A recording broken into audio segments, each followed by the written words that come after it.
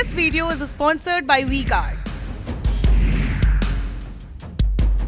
राजस्थान का डेटा ठीक सामने टेलीविजन स्क्रीन पर news 24 today Chanakya state analysis Rajasthan. किस मुद्दे पर राजस्थान ने वोट किया है? 28% लोगों ने पार्टी और उम्मीदवार के नाम पर, 37% ने विकास के नाम पर, 16% ने करप्शन के नाम पर। बड़ा लाल डायरी का कैंपेन चला इस पूरे इलेक्शन में। स्थानीय मुद्दे 7% लोगों ने और 4% लोगों ने कुछ और चीजें देखी और वोट किया। जातियां, कास्ट वाइज डेटा क्या आ रहा है? कौन सी जाति किस पार्टी के साथ जाती हुई नजर आई? राजस्थान का आंकड़ा 200 सीटें 199 पर वोटिंग, मेजॉरिटी का आंकड़ा 100 जाट गए हैं 32% कांग्रेस की तरफ, प्लस माइनस 3%। 58% एससी गया है कांग्रेस की तरफ और एसटी 46%, मुस्लिम 83% कांग्रेस के साथ। La la la la la la la la la la Rahul तन के साथ मन को जगाओ वी-गार्ड वाटर हीटर्स के संग। वी-गार्ड साथ जाते हुए नजर आए हैं। ब्राह्मण मात्र 26%, राजपूत 29% और ओबीसी 28%। और ये कमोबेश देखने को मिल रहा है कि ओबीसी की झंडा बरदारी के बावजूद ओबीसी कांग्रेस के पक्ष में उस तरीके से नहीं गया। बीजेपी देख लीजिए, 38% जाट वोटर गया है बीजेपी के पक्ष में, एससी 31%, एसटी 36%, मुस्लिम 7%, मात्र 7%। ये हालांकि बहुत क्लियर एक है भी तरीका। ब्राह्मण 53% बीजेपी के पक्ष में गया, 47% राजपूत गए और ओबीसी 48% एक दफा फिर से बीजेपी के पाले में जाता हुआ। ये राजस्थान का पूरा गणित। जातियां कौन सी पार्टी पर भरोसा जताती हुई नजर आई है? ओबीसी। लेकिन विनोद जी, अगर इसी आंकड़े को मैं समझने की कोशिश करूं आपसे, ओबीसी जातिगत जनगणना, बड़ी पैरोकारी, बड़ी झंडा बरदारी, संसद से लेकर सड़क तक, तो ये ओबीसी का विश्वास कांग्रेस के साथ जाता हुआ क्यों नहीं दिखा? और क्या इससे यह भी साबित होता है कि जातीय जनगणना बहुत बड़ा मुद्दा नहीं होने जा रही? देखिए, वहां बनाया भी नहीं अशोक गहलोत ने ओबीसी को बहुत बड़ा मुद्दा।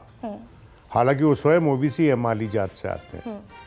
वो इतना बड़ा मुद्दा नहीं बनाया वहां पर उसने जो चिरंजीवी योजना है उसकी, जो हर किसी की जुबान पे थे, वहां पर वृद्ध लोग। देखिए, अशोक गहलोत चर्चा में, अगर लोग ये भी कहते, अगर कोई क्रिटिसाइज करते हैं, मैंने 20 बार अशोक गहलोत पे पंचायतों में बैठ के क्रिटिसाइज करने की कोशिश की, तो कहा जी हमें उनके खिलाफ कुछ नहीं है, अशोक गहलोत से हमें कोई गुस्सा नहीं है जी।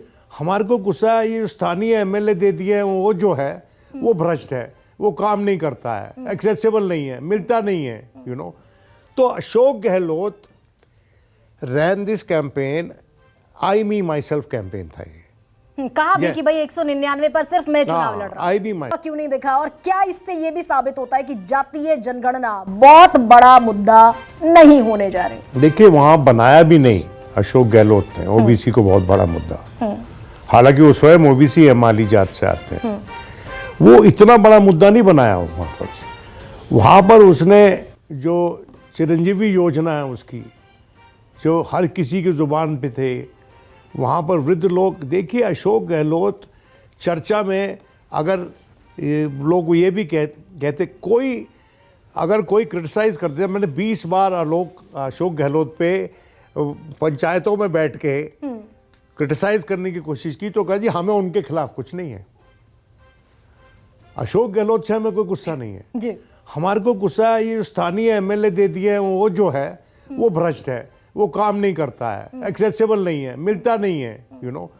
तो Ashok Gehlot ran this campaign, I me myself campaign था ये। कहा भी कि भाई 199 पर सिर्फ मैं चुनाव लड़ रहा हूं। आई बी माई सेल्फ, जैसे कि शिवराज का कैंपेन था। शिवराज ने अपनी जो पर्सनैलिटी के आसपास रिवॉल्व कर दिया पूरे कैंपेन को, और उस पर बहुत से सीनियर लोग नाराज थे। वो कहते थे कि ये जो पार्टी बनी है मध्य प्रदेश में, और ये पार्टी काडर के दम पे चलती है। खुशबू ठाकरे ने काडर ड्रिवन पार्टी बनाई है यहाँ पर। और ये पार्टी अपने दम पे 18 तक इलेक्शन जीतती थी। उस वक्त ना मोदी जी थे ना शाह जी थे। 18 में हार गई जब मोदी जी और शाह जी आए। ये बोलते थे पुराने लोग हमको, और मेजोरिटी से जीतते थे। 163 सीटें वसुंधरा तो के हाँ, अगुवाई में हाँ, जीती, 120 उसके पिछली बार तो वसुंधरा की अगुवाई में ये जीती। जो यही कैंपेन अशोक गहलोत ने वहां चलाया।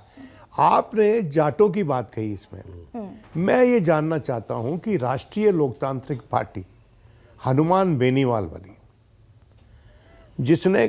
उसने कम से कम 80 मीटिंग की है, उसके पास हेलीकॉप्टर था, वो हेलीकॉप्टर से उड़ता था, जिसके चलते अटकलें लगती थी कि इसको कौन फंड कर रहा है, भाजपा कर रही है या कांग्रेस कर रही है, और इसके प्रचार से किसको नुकसान होगा। ये सवाल उनके साथ चंद्रशेखर आजाद लगे हुए थे, जिनकी एम्बिशन ये थी टू रिप्लेस बीएसपी। राजस्थान में कोई बीएसपी तो हजम कर ली थी अशोक गहलोत जी ने।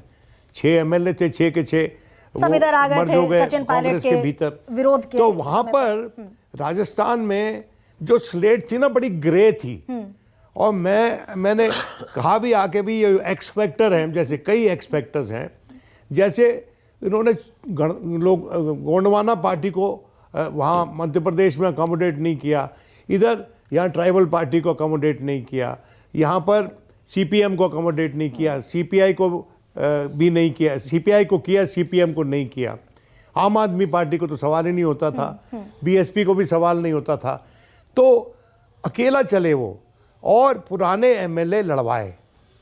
शायद इस आस में, और मैं अशोक गहलोत की पर्सनली बहुत इज्जत करता हूं, लेकिन सच्चाई तो बोलनी पड़ेगी कि शायद इस आस में कि ये इलेक्शन अगर मेरे दम पे जीता जाता है और वही पुराने एमएलए जिन्होंने मेरी सरकार बचाई थी, ठीक है, जब सचिन पायलट का रिबेलियन हुआ, तो मैं ही बनूंगा। तो उनका जो पूरा स्क्रिप्ट था, जो गेम प्लान था कि भाई मैं इलेक्शन अपने व्यक्तित्व पे लड़वाऊं, अपनी पॉलिसीज पे लड़वाऊं, और अपने सिपा सलार ऐसे उतारूं जो मेरे अपने हैं, मेरे अपने हो, मेरे विश्वसनीय हो। लेकिन सुकेश, मैं 2 चीजें समझना ये चाह रही हूं आपसे कि भाई मध्य प्रदेश में ये कहा जा रहा था कि कमलनाथ वापसी करेंगे, 2018 का इंडिकेशन था, और राजस्थान में ये था कि भाई राजस्थान में रिवाज नहीं बदलेगा, राज बदलेगा। और आज सुबह तक भी यही तमाम, भली सट्टा बाजार की हम बात करें, इसी तरह के प्रेडिक्शंस थे। तो ये दोनों बैटल ग्राउंड्स, राजस्थान का और मध्य प्रदेश का, ये फ्लिप होते हुए क्यों नजर आ रहे हैं? नहीं तो आकलन होते हैं, अपने अपने आकलन थे। सट्टा बाजार का अपना वो सट्टे पे वो सट्टे पे लगा रहे थे, हम लोग अपने हिसाब से आकलन कर रहे थे। जो एक सर्वे है, एग्जिट पोल है, वो एक साइंस है, वो अपने हिसाब से देखता है। लेकिन ये बात जरूर है जो विनोद जी कह रहे थे कि दोनों ही मुख्यमंत्रियों ने अपने दम पे वहां चुनाव लड़ा। कांग्रेस में कांग्रेस कम, अशोक गहलोत ज्यादा दिखे, वो चुनाव लड़ते दिखे।